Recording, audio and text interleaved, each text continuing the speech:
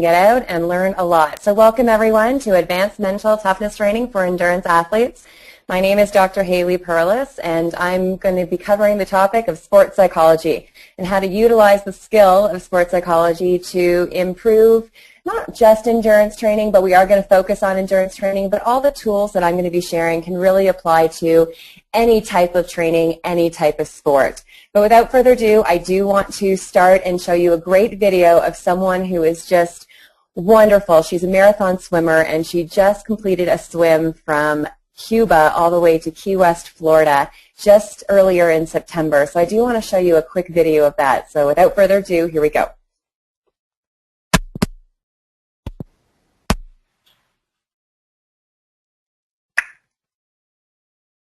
Holiday triumph. So many of you watching today, tweeting about it. So many eyes studying that one trip on this Labor Day. Swimmer Diana Nyad swim from Cuba to Key West, Florida. You can see it right here over my shoulder. At 64, swimming 110 miles without a shark cage, the first ever to do it. 53 hours, her dream finally come true after 5 tries. Her first one 36 years ago in her 20s. She came out of the water, look at this, to a massive cheering crowd, exhausted but victorious, getting so many hugs. Tonight, ABC's Gio Benitez with the first interview on her mission, her message, and her mask. What she did this time to ward off the jellyfish and those excruciating stings. After less than 3 days and more than 100 miles in the water, 64-year-old Diana Nyad reached land. We should never, ever give up. Her extreme dream of swimming from Cuba, Key West. After 4 failed attempts, 36 years in the making, finally a reality. You're never too old to chase your dreams. That's right. Isn't she amazing? Right outside the hospital after she was released, she told us what kept her going. I went through hell on Saturday night for 13 hours with the jellyfish mask. I've got huge lacerations. I'm not talking well. All in the mouth. It was it was difficult to breathe. But you know, I tell you, my resolve on this thing was just. It was deep. I just had this attitude of, it doesn't matter what it is, find a way. She's now the first person ever to swim from Cuba to Florida without a shark cage. Her only protection, a specially designed mask to repel jellyfish. Her team feeding her soft, high-calorie food like pasta. She would drink soups and water through a tube. Diana Nyad. Nyad made her name as a competitive swimmer. She swam around Manhattan in 1975. An inspirational figure asked to explain her drive in a TED Talk. I said I wanted to be difficult. I wanted to take passion. I wanted to take an unwavering commitment to be able to get to the other shore. So she tried to swim from Cuba in 1978 at the age of 28 years. Then 3 more times in the last 2 years. But every time, exhaustion, dehydration, or jellyfish stings. I wanted that feeling to be on the beach so badly. Forced her to abandon her quest. But today, the excitement was contagious here in Key West. Just kept getting chills. It was just amazing. Awesome. And around the world, her extreme dream trending on Twitter. So many inspired by Nyad's perseverance. This is the world record. This is arguably the greatest swim of all time. People, you could see they were hungry for that life message of never, ever give up. And you never did. And I didn't. An incredible journey for Diana Nyad. And tonight we're told the weather, for the most part, cooperated, and David, that current, helped her swim faster.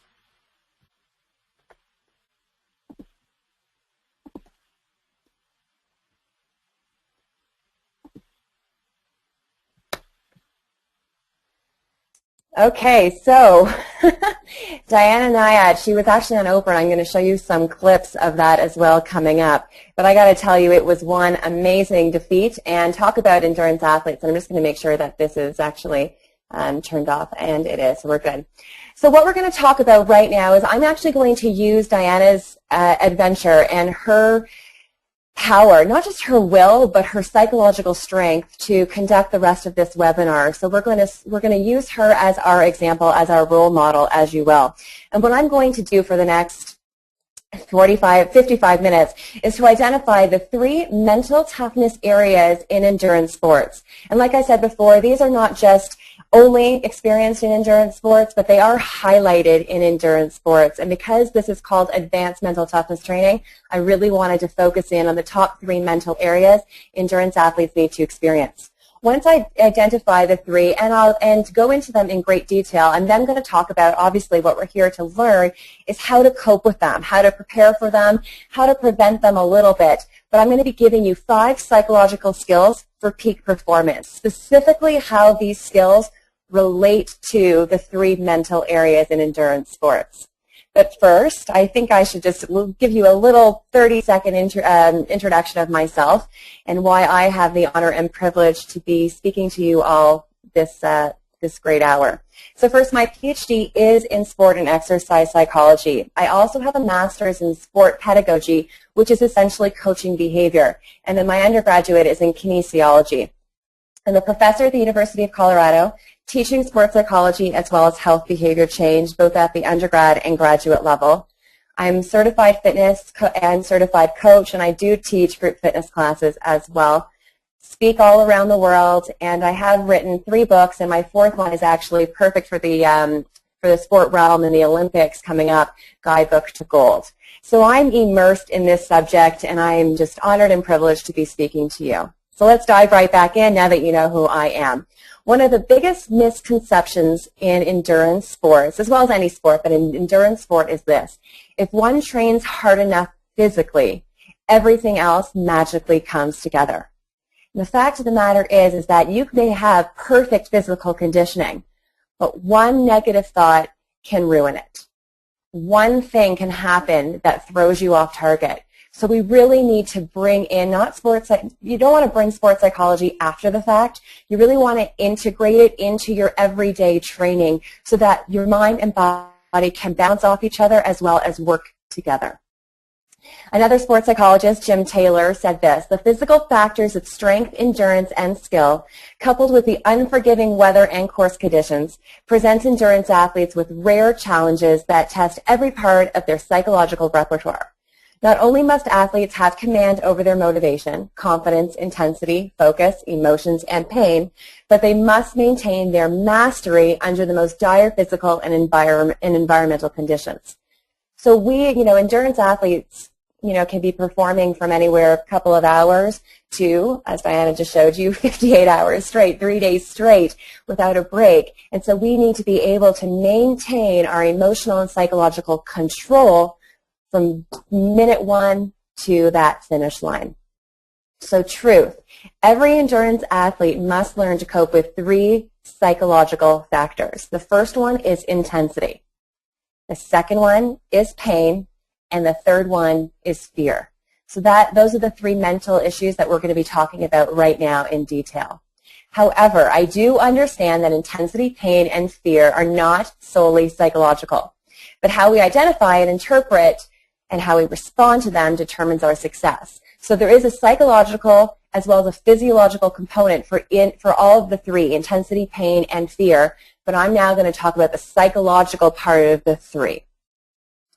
And obviously the goal, as I said before, is to really learn how to communicate with our bodies so that we have a greater control over our performance. So as soon as we get a little higher intensity than we really want, is maybe if we're pushing it a little too far, too soon, we want to use our mental strength to be able to pull ourselves back. Same thing with pain. We all know that there's going to be, in endurance sports, and endurance athletes experience pain. We have to accept that fact. But there is a lot of the pain that comes from our emotional fatigue. So we need to be able to, again, use our mental toughness skills to pull that back and cope with it. Again, fear is primarily psychological, and I'm going to dive into what we can do to not just cope, but I actually want to help you prevent the fear from interfering with your performance. So first and foremost, let's get into intensity. What is our objective? What is our intention as a in the sports psychology realm when it comes to intensity? And it is basically this: to preserve and apportion energy as needed. We want to be able to give it a little bit more intensity when we need to, but we also need to have the mental strength to pull it back so that we can monitor ourselves and continue the duration of the race course. We want to prevent expenditure of too much energy due to elevated intensity during the comfortable pacing portions. and execute high levels of energy when it matters. So that's simply what I had just said. Emotions and cognitions, our feelings and our thoughts influence our physical intensity. So you could be wearing a heart rate monitor, and if you're on your bike, let's say, and you're doing a heart rate monitor, and the instructor is telling you to get up to your lactate threshold or above your lactate threshold, and you're using your heart rate monitor to do so, we all know that we can, put some more resistance and pedal higher and increase our cadence to increase our heart rate. But also, you could also just be maintaining what you're doing right now, and just through your thoughts and your emotions, I can also elevate my heart rate. So we need to be able to control that part of it so that our body can apportion the intensity as needed. In sports psychology, we have a theory called the inverted U theory. And basically what it says is this. So you see on the horizontal line, we have our performance. So up and down, we have our performance. And that is the actual inverted U. That's our performance. So you can see that it starts off poor, increases, and then decreases. And then the line that goes across is our emotional arousal. So as our emotional arousal increases. What we know here is that when we've low intensity and low arousal levels, meaning we are sleeping, very, very, very low arousal levels, our performance will be low. Then as we increase our arousal levels, we get to a point that's called the ideal zone of optimal functioning. That's where we are performing our best from an arousal standpoint. However, as soon as we pass that IZOF, the ideal zone of optimal functioning, our performance then starts to deteriorate. So what do I mean? Let's look at this. When we are at that low level of arousal, and when I say low, I mean too low for everybody, too low for our personal requirements, we can experience, not necessarily all of these, but a collection of them, we can experience some boredom. And we know when we're bored, our mind starts to wander and we lose motivation. Fatigue, even though we're not really doing anything yet, our arousals are still low, our intensity levels are still too low, we can still, from the boredom, be emotionally fatigued. Distracted, we can start doubting our behaviors, we can feel too loose. Judgment errors, because we are bored, fatigued, and we're distracted, we start making errors, and then we can just simply go through the motions. So we want to be able to prevent that area. On the other side of the spectrum, when we are way too aroused, we experience anxiety. High arousal levels are also connected with anxiety, if not accounted for. And that anxiety causes us to brace. And I know you can all see me in the video. And so what bracing is when both opposing muscles, so let's say our bicep and our triceps, try to flex at the same time. So they try to work at the same time. And we know if that's going on, all we are is stiff. And that's what bracing is, stiff. So if you ever experience some anxiety, if you can recall, most of us do it subconsciously, but if you can recall, if you're on your bike, let's say, you may see that your shoulders, I'm getting anxious, I'm getting worried, I'm getting fearful, my arousal levels are getting too high, I'm starting to tense up here. And look at that, my shoulders are way up, my abs are tight, I'm gripping onto the handlebars with everything I possibly can. We're using a lot of energy and we're not using it to our favor. We're lacking coordination. So that bracing obviously causes us fatigue, both emotionally and physiologically.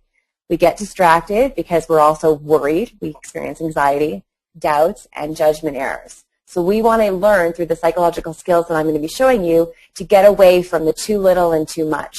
And we want to find our IZOF, our ideal zone of optimal functioning, where we actually have short-term painkillers for even most serious injuries. So we're going to talk about how to overcome our pain using psychological skills.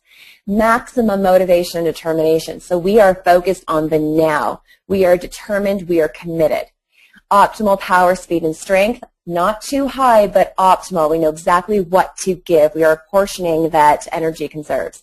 And then sharpened focus and awareness, and then obviously we feel great, confidence. And when we feel confident, that fear goes away because fear and confidence cannot exist at the same time. We're either experiencing one or the other. When it comes to pain, pain is a little bit different, so let's go into there. Our intention is not to eliminate our pain because as endurance athletes, we know that pain is part of the game. So it's more of coping with the pain. And what do I mean by coping with the pain? Well, it's both a measure of effort and intensity as well as a physical warning to the body. So we need to understand, we need to be able to distinguish between functional pain and non-functional pain. Functional pain is when, yeah, I feel you, you're telling me that my body's working, that I'm pushing myself, that I'm in the game, that I'm driving forward. But because it's functional, I hear you knees, I hear you body, but let's keep on going. This is part of it. Versus non-functional pain, meaning warning signs are going off and I need to stop. So we need to be able to decipher, to distinguish between the two. Your interpretation of your interpretation of pain affects the pain you feel. So this is in regards to the functional pain, the functional when we keep on going. And one way to cope with it is to reinterpret it, change our perceptions of that pain that we feel. And you control how you experience some of the pain you experience. It's a crazy sentence that I wrote, but you control how you experience some of the pain that you're encountering. Right? And again, I'm talking about that functional pain. So this entire presentation, when I am applying psychological skills training to pain, I'm really meaning functional pain, not the pain that warning signs stop, something is wrong. Like Diana when she had to quit I think it was her 4th time because she was bit by box jellyfish. Her body was alarming her. You got to get out into the boat. You need some help. We need to, because I think 90% of people die from that. So that was her non-functional pain. How do we interpret pain? Well, there's 2 ways, and really it's black or white here. There's really no gray matter. We can have a defeatist mindset, and I'm going to teach you how to get out of that, but first we have to identify what it is. And that defeatist mindset says pain is bad. Pain means I'm weak. I'm going to fail. All those thoughts, negative thoughts that come in, as soon as you feel something, as soon as you get uncomfortable, which a lot of us identify as pain, and for any of you who are actually trainers, I think most of you probably are the trainers, when you're working with your athletes and you see them slowly giving up because they're feeling pain, these are the thoughts that's going through their head. This feeling that I'm experiencing, this uncomfortable feeling that I'm experiencing, even though it may be functional pain, it's bad, something's going on, even though it's still functional. Pain means I'm weak, so now they're going to lack confidence. And when they lack confidence, when the confidence goes out, the fear then comes in. I will fail. Done. Right? And any athlete who goes into a competition or an activity or an environment, an experience, and at any time when they have any moments of hesitation, that bracing kicks in, those doubts kick in, the distractions kick in, the errors increase. In addition to all of that, when we interpret that pain as negative, more pain comes in because our mind is now allowing more pain to come in, and that pain is emotional. So it increases the pain, it lessens the desire to be motivated, lessens the desire to persevere, and then ultimately we report performance. So we don't want that because this person is saying this sucks. And what happens instantly is that they say, I didn't do my job. I didn't train hard enough, and now I'll never achieve my goal. So it's a spiral. It may start from one simple negative pain, and then it just goes huge. It just is generalized to everything, and it's a defeatist mindset, and it can have negative consequences. If you've ever had an athlete that has experienced something like that and never come back to it, they've never given it a second chance, that's that defeatist mindset. So what we want to do is get rid of that, but the only way to eliminate one thought is to replace it with another one. So how do we eliminate the defeatist mindset? By replacing it with the competitor's interpretation of pain, and that is pain is my ally. And again, I want to be clear that I'm talking about the functional pain that we can work through. And when we interpret pain as my ally, there are actually 3 steps that we go to. And I just had a reminder of myself. I want to point it out here right now that for those of you who are watching this live, you will be able to see this recording. And I also would be happy to take all these PowerPoints and send them to you. So don't feel like you have to be writing down a lot of notes. Just write down the additional points. And for any of you watching this after it is done live, well, you have it in your recording. The 3 steps that we go to when we're interpreting pain as our ally, we call them the 3 A's. And the first is acceptance. When you are expecting to feel some level of pain, some level of uncomfortableness, when you accept that, you are so much more able to cope with it from a psychological and emotional perspective. And I know it's called sports psychology, but it really is cognitive and emotional. So you are better equipped to deal with it and cope with it from a psychological and emotional perspective. And you understand that no pain, no gain. In fact, you almost want that pain to come in because it's a source of information. It can tell you a lot of things about your current physiological status. After we accept it from a pain as an ally perspective, then we need to analyze it. So we know that we're going to feel pain. Once that pain kicks in, and it could be in your first 15 minutes, it could be in your first hour, it could be in your third hour, it could be in your 7th hour if you're doing a longer, maybe a 24-hour race, we then need to be able to analyze it. And we need to assess injury versus exertion. And this is where the psychological skills come into, because for someone who has so much will and determination and power, they may not want to be willing to accept that it is an injury. So we need to have the confidence and the knowledge and the understanding that if this is an injury, I need to stop. You know, I need to pull over and assess. I need to be looked at to see if I really am injured or if I can move forward.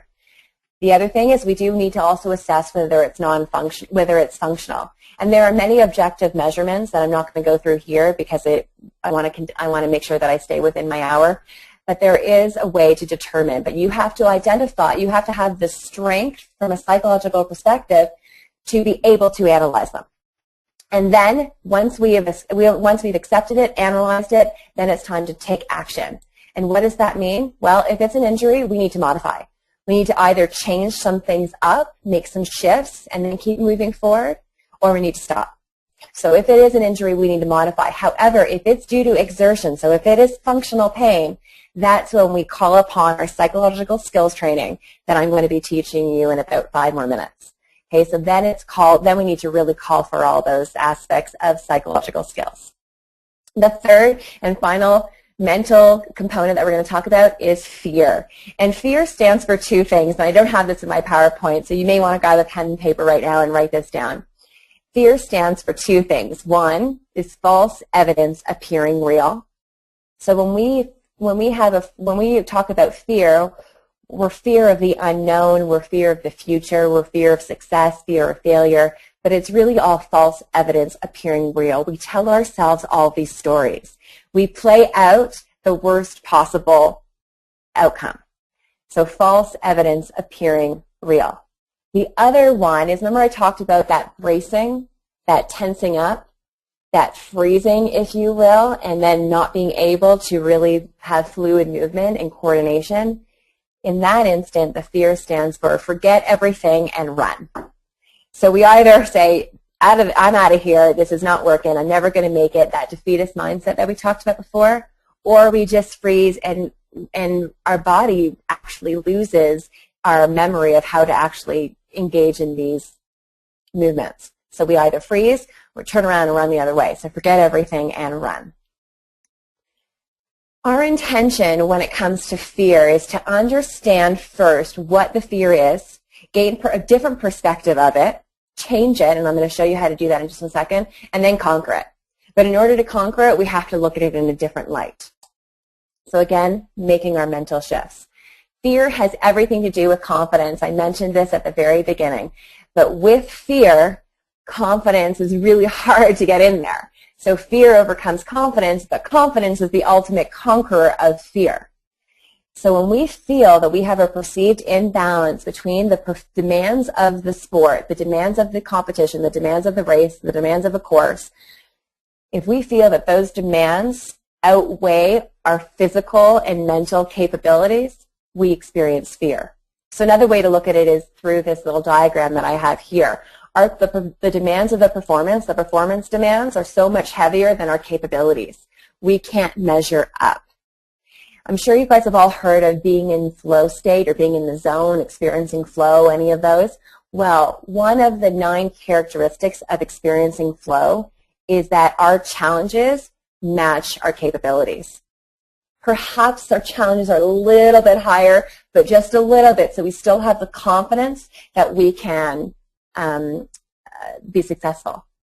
So that's really what we want to experience when we're having flow. And if our challenges is way too high that we don't feel like we can measure it, that fear then kicks in. Let's look at it a different way. Let's look at it actually how it happens in our mind and body. So first or second, you'll see I have the arrows back and forth because it doesn't really matter what comes first, the chicken or the egg. Sometimes our body experiences it, and then our mind comes into play, or first our mind and then our body. But from a mental perspective, when we experience fear, we have reduced motivation. Remember that whole thing, forget everything and run. We no longer want to do it anymore. Decreased confidence. I told you, fear overcomes confidence. Lack of concentration. Well, now we're distracted. Now we're focusing on all of our what ifs. That fear. What if this happens? What if I fall? What if I can't make it? What if someone beats me? What if I don't? What if I don't finish this race as fast as I did last year? And then decreased enjoyment, obviously, because now we're freaked out. And then our mental, what we're thinking, affects what we're feeling. And all that fear, remember I told you that inverted U, the arousal that's too high, that anxiety kicks in and we start bracing. Everything gets tensed up. Our breath becomes really shallow, affecting our performance. Loss of coordination because of that bracing. We're no longer fluid. Reduced cardio efficiency, which obviously makes sense. So again, they kind of go hand in hand. Doesn't matter what comes first, the chicken or the egg. However, the ultimate result is poor performance because all of this is coming in. So we need to bring confidence in there, and I'm going to show you how. We need to bring confidence in there to conquer those fears. So we've talked about intensity, we've talked about pain, and we've talked about fear. And those are the mental components of participating in endurance sports. So great. Now we understand them, and how now do we cope, prepare, and prevent for them. So now I'm going to add 5 specific tools to your psychological toolbox or to your mental toolbox so that when needed, you can pull it out for yourself, or when you're training others, you can integrate these skills while you're training them. Teach them, share the wealth. I'm here to pass it on to you so that you can pass it on to your clients and to your athletes. So let's go for it. The number one goal here, the overall intention of sports psychology, is to help athletes have a perceived sense of control. If you think that you have control, not necessarily over the complete outcome, especially if you're a competitor racing against other people, there are so many factors that we cannot control in sport. But when you believe you have some type of control over the outcome, over your next step even, something about your performance, your motivation is already increased, your confidence is already increased, and your focus is already increased. And because of those 3 things, we then can control our arousal levels. We can control that fear, intensity, and pain. So that's the overall objective, perceived control, giving you guys ammunition in your minds so that you can apply it onto the course. The first psychological skill is something called association and dissociation, and it's a concentration skill. And association and dissociation are actually opposite. So I'm going to go into what both are and then when to use each one. And I'll show you what the research says. But just because the research says it, the greatest thing about sports psychology is, one, that it is a science, but it's also an art. So we need to present the research. I'm going to teach you what research tells us about all these things. But then you got to actually also incorporate it into the athlete's individual sport and the athlete's individual personality. So we have to play around with it, trial and error. It's the greatest thing I love about sports psychology. So association versus dissociation. First of all, what is it? So association is focusing on the activity. Another great term for it is just tuning into the work. Focusing on the activity, which means I'm going to focus on my power. So if you guys have consoles, if you have any machinery that allows you to show you, what your output is, your work output is, you're going to focus on it. Focus on your power, focus on your cadence, focus on your heart rate, whatever that may be. Focusing on your breath as well. So the rhythm of your breath. And sometimes a lot of athletes actually know their optimal breathing rhythm. 1 in, 1 out, 2 in, 1 out, whether it's ratio or rhythmic, it doesn't matter. Focusing on your breath. The other one is focusing on your technique. So getting right into focusing on that specific technique, that stroke, that arm stroke, pulling, maybe it's a specific hand grip, maybe it's a specific foot placement, maybe it's a specific pedal stroke, whatever it may be. Getting into the work, that's association. Conversely, dissociation is tuning out. focusing on anything that provides mental detachment, however, with a positive emotion. So it's not just focusing on the negative, because that's where that fear and pain comes in, but we want to focus on something positive that allows us to escape from the work, tune out. The purpose of association is to obviously increase work output. So when the going gets tough, when it gets really hard, high levels of intensity, we really want to associate. And for some people, the tendency is to block it all out, is to, I'm feeling pain, I'm getting at a high level of intensity, so I need to just start looking around or start singing to my music. In fact, research shows that work output will increase when in those moments you actually tune in. You start counting your pedal strokes. You start monitoring your heart rate. You start counting your breaths, focusing on your power, focusing on a specific technique. When you tune in, work output increases during those intense moments, high intense moments. Dissociation, on the other hand, blocks out negative sensations. Research shows that for activities below 75% of your maximum output, so depending on what you're using, max heart rate or lactate threshold, whatever it may be, or any type of work output, rate of perceived exertion, doesn't matter. But research shows that when you are below that 75% mark, that's when dissociation can increase your work output for up to 10%. So people who were below 75 and they dissociated with, I'll show you how you can dissociate in a second, they actually recorded that their workout increased by 10%. Their rate of perceived exertion was higher. So those are the difference between association and dissociation. Dissociation, how do we do it? Well, we use media, and it's great. Music, television, radio, etc. So if you are training with your athletes and you're telling them to get on the treadmill and run for an hour at a moderate level, it's great for them to throw on a television show, listen to the radio, throw on a great playlist that just gets them to tune out and experience that media. Social support, so that you can chit-chatter with your friends and you can engage in that social experience, dissociation. Intrinsic motivation, when you start thinking about why you love this sport. So again, you're not tuning into the work, but you are tuning into the reason why you love this activity. When you're talking about the enjoyment aspect of it, which is intrinsic motivation, just doing it for the pure sensation, all those is dissociation. So that's what we need to incorporate.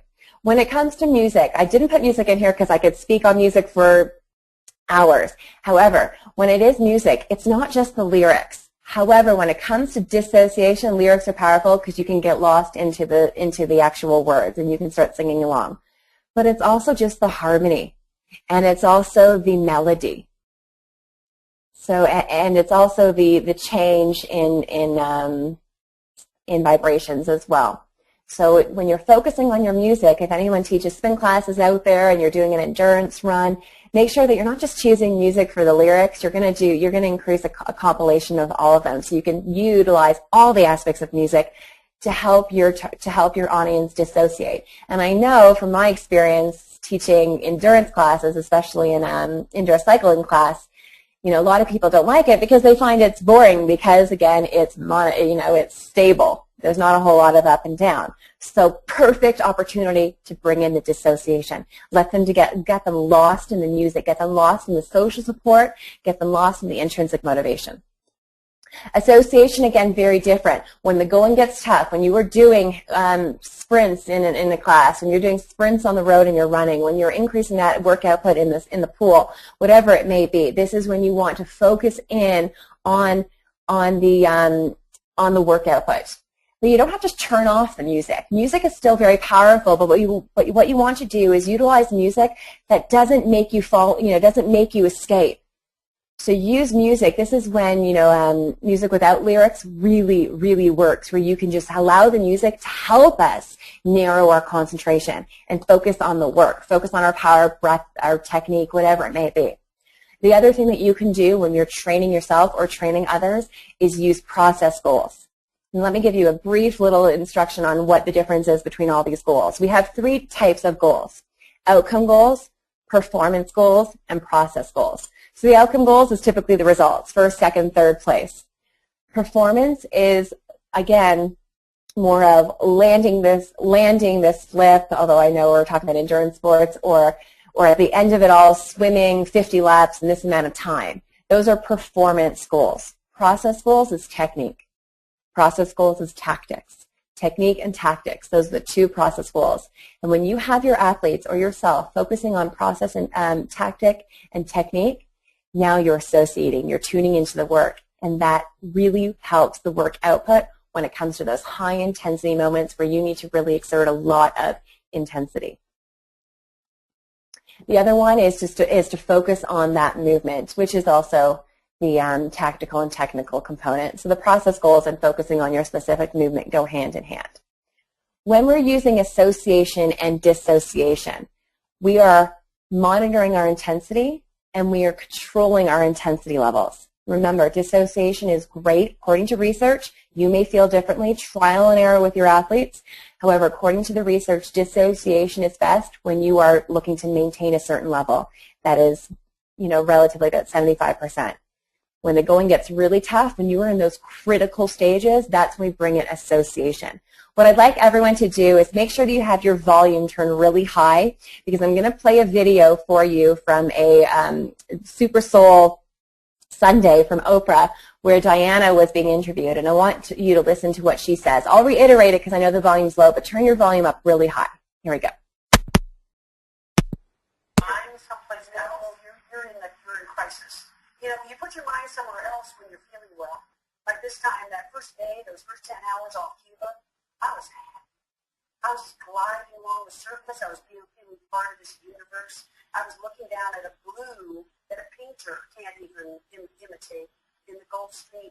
The team, I see them on every breath, taking their spots and doing their jobs, and we're just clicking like a well-oiled machine, and it was beautiful. It's repose. So I know the volume was low. Hopefully most of you heard it. She was talking about this. She says, Oprah asked her, she was talking about the critical moments when she was experiencing intense pain. And Oprah asked her, do you just distract yourself? And she goes, no. You can't at that moment. You distract yourself when you're feeling well. That's what she said. You distract yourself when you're feeling well. And she said the first 10 hours she was feeling well. And she got lost and looking around at all her, she had like 35 staff out there on boats. So she was looking at them. She was looking at the bottom of the water with the beautiful blue. She was getting lost in that intrinsic motivation in her surroundings. That would be association. Dissociation, when the work gets really tough, you got to focus in. The second psychological tool is called progressive relaxation. And this works, I'll tell you why this exercise is so great. Because you can do this out of competition, out of training. You can be doing it in your bed, watching television. You can do it anywhere. And you could use a 30-minute version of it, or you can use a 20-second version of it. Really, actually, 12 seconds. And I'll show you how in just a minute. Progressive relaxation is a series of tensing and relaxing muscles. And here's the thing. When we are tense, when we are bracing, for those of you who are teaching group fitness classes and personal training, you may often see your athletes, or you probably don't find yourself doing it because it's hard to catch yourself. So when you are working with others, you can see it in them a whole lot better. When you find them tensing, chances are they don't know that their shoulders are up by their ears. They don't know that they're stiff. They don't understand that. They're not there yet. And for you to say relax, they'll look at you and like, what do you mean? This is where I am. And we find in sports psychology that a lot of athletes don't know how to relax from here. So what we've learned is that that the best way to relax is actually to first further tense up and then relax. So you're actually allowing that athlete to do something that's probably going to come a little bit more natural in those high levels of arousal to even further get tensed, and then they'll be able to relax. So it's a series of tensing and relaxing muscles. You can do it before, like as I said, before sport. You can do it during your sport at any moment, or you can do it afterwards, although afterwards you're probably going to do a whole lot more of stretching and relaxation. And the sequence starts from your head and it goes all the way to your toes. That would be the full version. However, if you're doing it during your competition, you can pick any body part and do it. And this is what it looks like. So I know, again, you can see my video, which is great. So you can follow along with me or just watch me and then do it on your own. So one of the greatest tools that I like to use is I just focus right on my hands because I can get my hands to my neck. And if any of you are cyclists and runners and even swimmers, you know, the upper body is a huge part of that. So what I would do is just close my eyes, and I like to incorporate imagery, especially if you're working with young kids. It just allows it to be much more fluid. And I would pretend that I have 2 lemons in my hands. And then on the for a count of 10, I would squeeze all the juice out of those lemons as much as I can. So my hands and fists are tight, biceps, triceps, shoulders, everything is tight. Squeeze, squeeze, squeeze. So I'm tensing first, and then I'm going to throw those lemons on the ground and relax and shake it out. What that does, progressive relaxation, what that does is 2 things. First, it uses up excess energy that we don't want to contribute to our intensity levels. We want to have that fluid moment. So we're going to vent our anxiety, if you will. We're going to vent our arousal levels that are too high. Second one is that it allows us to actually understand the difference between tensing and relaxing by taking it one step further, tensing it, and then relaxing it. And you can do it from head to toe. And if you want, you'll have my email address at the end. Just send me an email, and I can send you this entire imagery script going from head to toe. But that is it, tensing and relaxing. If you are on your bike, what happens when we're on our bike and we get tired, fatigued, anxious, our shoulders creep up, we start gripping our handlebars? Well, sometimes we can just go like this and loosen up. But other times it's hard, especially for the people that you're training who don't know about this. So what you may want to do is forget about just relaxing first and use progressive relaxation. Squeeze those handlebars even harder for even 5 seconds. Bring those shoulders up and then relax. It can take just a few seconds, but it has a dramatic effect on your intensity level. So this is where we're controlling that intensity. The third, so we have association, dissociation from a concentration standpoint. We have a progressive relaxation, which is a relaxation skill, but it's more body to mind. It's not meditation, which would be mind to body. It's more body to mind technique, which a lot of athletes prefer because they like to they get the whole using my mind first to control my body. Using my body to control my mind. The third one is imagery. We've all heard of imagery, but I want to dive into it with a little bit more detail because unfortunately imagery, another word often used is visualization, is thrown around too much, and we're not actually benefiting the most from it because we don't know how. So imagery, there are 3 types. Typo error. There are 3 types of imagery. 1 is mastery, 2 is coping, and 3 is healing. And in endurance athletes, as well as any other athlete, but in endurance athletes, we want to be able to use all 3 types of imagery. So let me go through it. First is mastery imagery. And before and even during your race, you could have a successful performance. And this is probably the most common everyday use of imagery that people see. They close their eyes and they visualize, they see themselves succeeding. Great, that's mastery. But here's the thing, and this is why sports psychologists are actually calling it imagery now and not visualization. Visualization implies that it's visual. I see. But in order for imagery to really have maximum effects, your mind has to believe that it is real. So we need to incorporate all of our senses. We need to use our sight. We need to use our olfactory. We need to use our taste, especially in the pool. You can taste the water. Our kinesthetic feel as well as our touch. So we need to be able to incorporate that. And once again, imagery is a great additional topic that I'm only just going to touch on. But when you're using imagery, it's about incorporating all of your senses, polysensory experience. But from a mastery perspective, it is about seeing us success, feeling us be successful, tasting that success, hearing it in our mind, hearing the crowd go wild, and then that what we feel and what we kinesthetically feel. Mastery. Coping. Here's a big one when it comes to coping with those nerves, with those anxieties, with those fears. A lot of people experience butterflies in their stomach, which is why I've chosen to use the example of butterflies. But we can feel, sweaty palms, need to pee, whatever it may be, how we interpret it. But a lot of people say, those butterflies are in my stomach, and they're flying all out of whack. Well, here's the thing. Those nerves, those butterflies in your stomach are not going away. Sure, we can decrease them a little bit, but they're not going away. They're eliciting chemicals in your body to help you perform.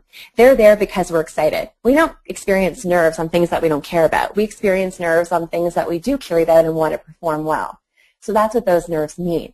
But if we interpret the butterflies in our stomach as this all over the place, we have no control over them, that's debilitating to our performance. And then we get fearful about those. So instead of interpreting them with our imagery as all over the place, let's change our imagery and get those butterflies to be lined up in unison.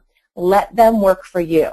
And the only way to do this is to have our imagery literally see, probably not tasting a whole lot of butterflies, but literally feeling and seeing those butterflies start to fly into formation.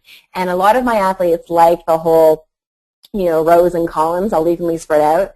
A lot of my athletes like a different imagery where you know how you see birds flying in that V formation to a target and all working together to get to that target. That's what another imagery can be too. You actually see those butterflies get into that V formation, all working, and I like to have that V facing up, so it's pointing me to the finish line. And those butterflies that aren't going away necessarily, as I said before, because they're there for a purpose, they're there to help us, but now they're really helping us because we're using our imagery techniques to cope with them and to make them work for us. So that would be the coping aspect of imagery. The third type of imagery is healing, and this is going to help you cope with that functional pain. Okay, cope with that functional pain. Again, when I'm talking about it, I want to make sure that I'm focusing on functional pain because the non-functional pain, a little bit out of the sports psychology realm, we need to have, experts in that field helping us either modify or we have to stop what we're doing. From a healing perspective, when you do feel that pain, I like to use the imagery of, if you've ever seen those commercials with this guy, and I think it's like a fungus in your toe, and he starts unpacking all his luggage underneath your toe, and then they give whatever medication it is, and he packs himself up and he walks away. So that's the imagery that I'm going to be using. I always use this booger dude to help. And what we see is in our mind's eye, okay, what we see and experience from a true polysensory experience, we see those boogers around, so maybe we're feeling pain in our knee as we're running, maybe we're feeling pain in our shoulder as we're swimming. We could actually take a second and use our imagery to see those boogers there and then literally moving away so that we experience then a new sense of healing. So we get rid of the pain by imaging healing. Get rid of the pain by replacing it with healing imagery. Fabulous technique. Works tremendously for all of that functional pain. So we got our association and dissociation, our progressive relaxation, tensing and relaxing. We got our imagery, and now let's talk about social support. Social support. Great way to dissociate. I talked about that before. So in addition to the media, you can start running with people and engaging in conversation, especially at that submax levels. Great way to dissociate. I am a believer in competition. I'm a believer in friendly competition, but I believe that competition is innate in our environment, our culture. We compete. And why try to throw that away? I don't believe that you can walk into a fitness room. I don't believe that you can walk into a race and forget about everybody else. So if we can't forget about everybody else, why not use it to our benefit?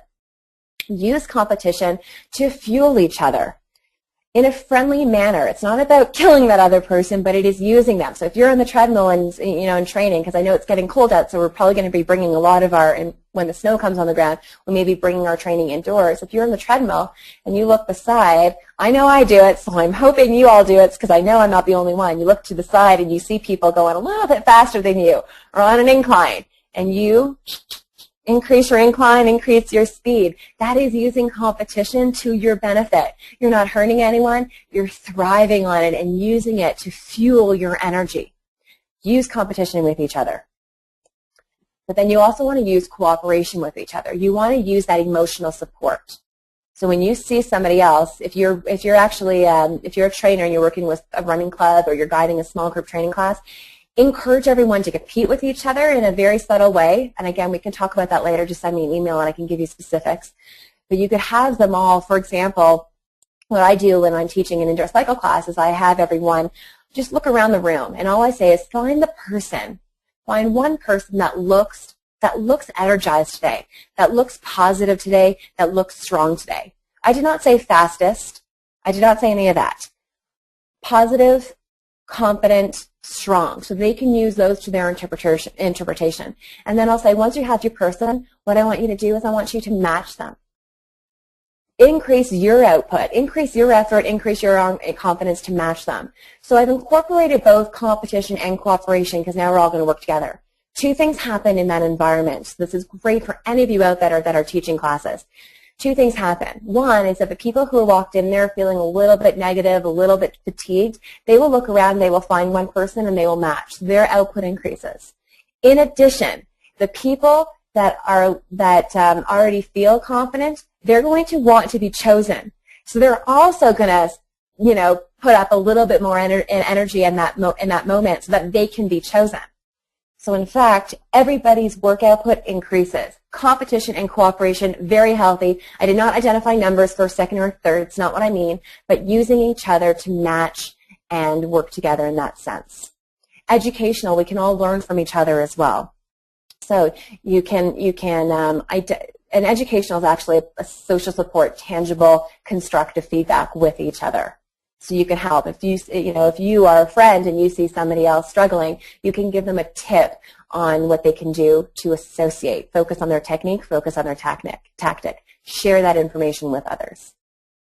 And then obviously that motivation, that example that I shared with you about finding someone in the room that looks the most positive and confident and match them, what you're doing in essence is increasing everybody's motivation.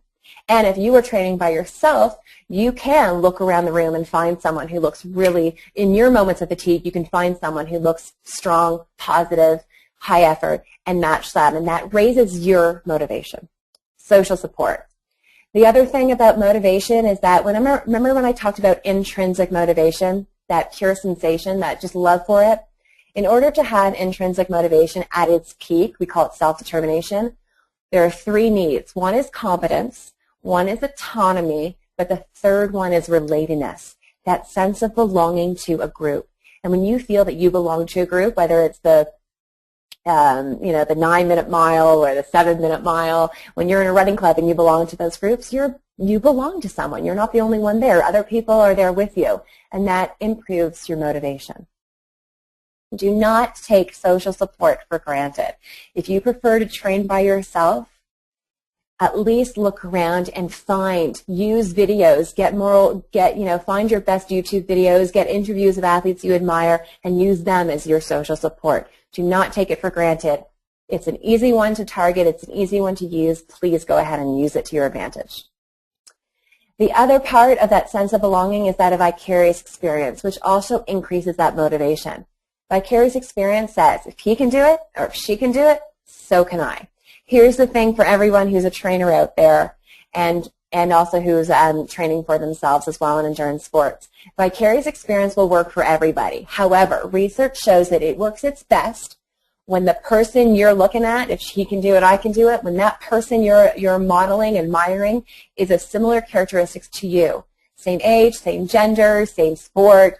So it works at its peak when you bring similar people together. It's not saying it's not going to work if you have a man and a woman or a 60-year-old and a 30-year-old, but it does work at its peak when you have similar characteristics. So do keep that in mind, but it really increases that motivation.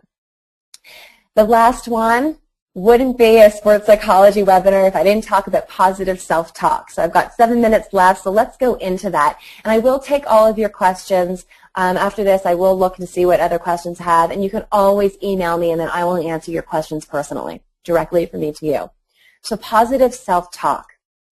3 types, and there are numerous ways to get your mind to think positively, but I'm going to focus on 3 ones that I like to. I think it's easy to integrate into your training, and I think it's very beneficial to incorporate these 3 into your training. We're going to talk about how to reframe your thoughts. If you remember, I said the only way to eliminate one negative thought is to replace it with another one. That is, in essence, reframing. Positive affirmations, and then positive process goals. And if you recall, we already talked about process goals when I said they were outcome, performance, and process goals. The process goals are tactics and technique. So let's talk about reframing. Fear makes us retreat, makes us forget everything and run the other way, retreat.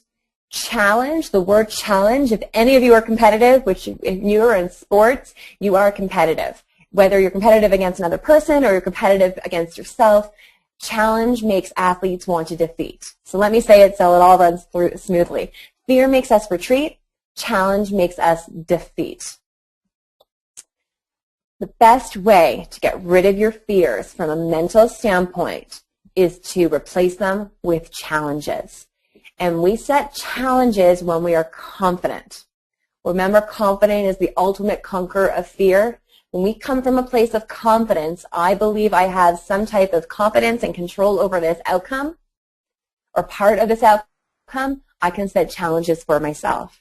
So if we are afraid that we're going to give up in the middle, well, our challenge is to accomplish our short-term goals all the way. And Diana Nayod, at one point, she said to her personal trainer, best friend, and business partner in the water, I don't know if I have it in me. Don't know if I have it in me. So that fear was kicking in. And her trainer looked at her, and in Oprah's interview on last Sunday, and then she's doing another one this Sunday, it was this, 5 more minutes. Give me 5 more minutes. So she was giving her a challenge to focus on. Fear is gone, and then my challenge of doing 5 more minutes is in. The next one is positive affirmations. Here's the thing with positive affirmations. It is important that you choose an affirmation that gets to you here, that really moves you. It's not about saying, oh, this person used this affirmation and it worked for her, so I'm going to use it. You got to find one that really works for you. And there's good affirmations for endurance sports, and I like the ones that actually you can get into rhythm with. I found this from Tony Robbins. And I don't even know if it's his, but that's where I got it from.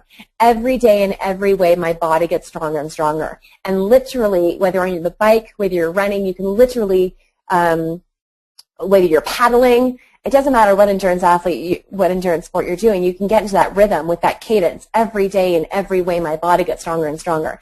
Every day in every way, my body gets stronger and stronger. I once did this in an indoor cycling class, and I just started to say it. And it wasn't high intensity, but it was a hard part. It was a climb, and I just started saying it. And I thought, people will probably chime in and say it inside their minds, but everyone started chanting it out loud. It was great. Every day in every way, my body gets stronger and stronger. It was fabulous. Next one, this is Diana Nayod's Find a Way. Again, please increase your volume because I'm going to show you one more video.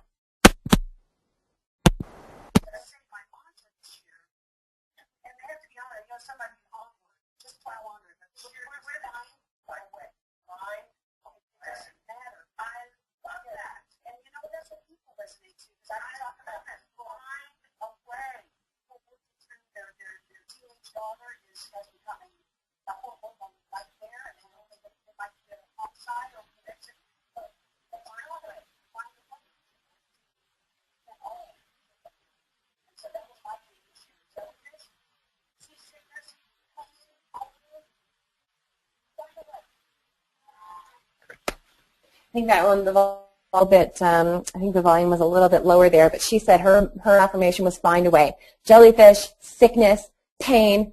So we're talking about fear, we're talking about pain now. Find a way. So that's how she coped with that fear and with that pain. Find a way.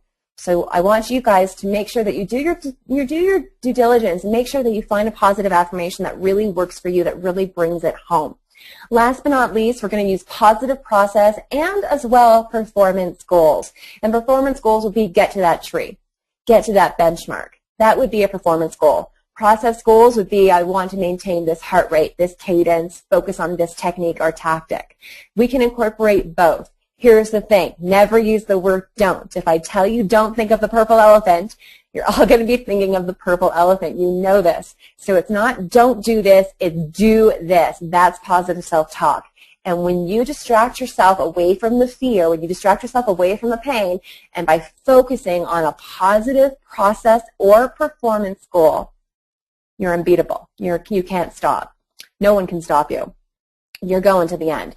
Cadence, technique, power, breath, distance. Distance would be that performance goal, that target, that tree, that benchmark, whatever it may be. Okay, so those would be setting process and performance goals.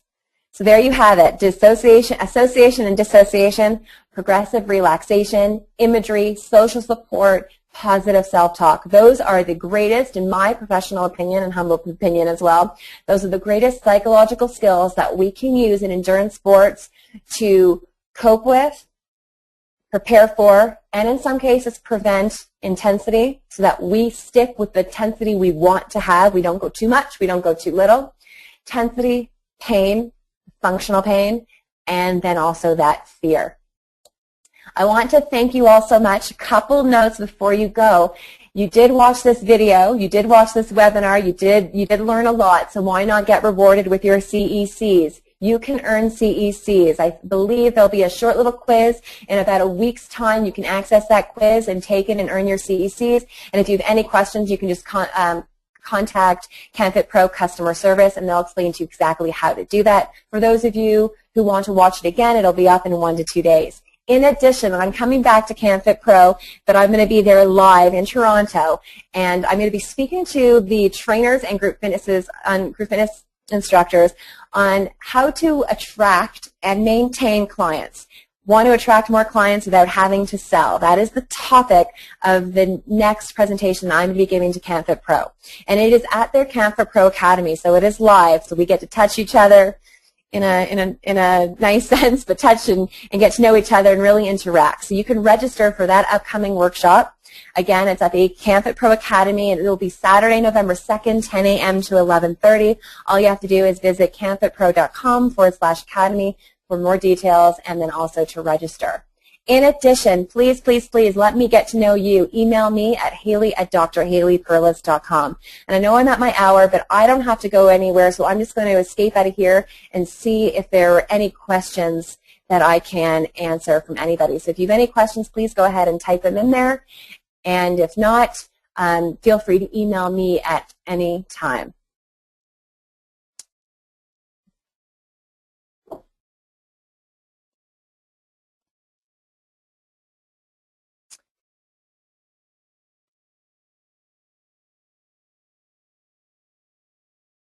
So there is one question about progressive relaxation. So going back to that tensing and relaxing. And it was a question about if you're not going to do it with your hands, what else can you do it with? Here's a great other part. And again, I can just email you that whole script if you want. Just send me an email and I'll get you the head to toe. A lot of people also feel that anxiety in their neck and their jaw, so it prevents them from breathing because they're biting their teeth. They're gritting their teeth and tightening their jaw. So another great one, and I'll use imagery, is, you know, those jaw breakers, those big, huge, hard gumballs? You almost want to, like, grit your teeth and pretend you're biting as hard as you can on one of those jaw breakers that don't break so easily. Grit that really hard, and then you either spit it out or you can imagine yourself, it explodes and all the juice comes out, and you can really move around that jaw. So that's a great thing. The other thing was just to bring your shoulders as tight to your ear, as high up to your ears as you can, and then relax. Or if you're not holding on to handlebars and you can do it in the moment, cat stretch. So bringing your whole body up, tensing, and then relax. That's a great other progressive relaxation as well.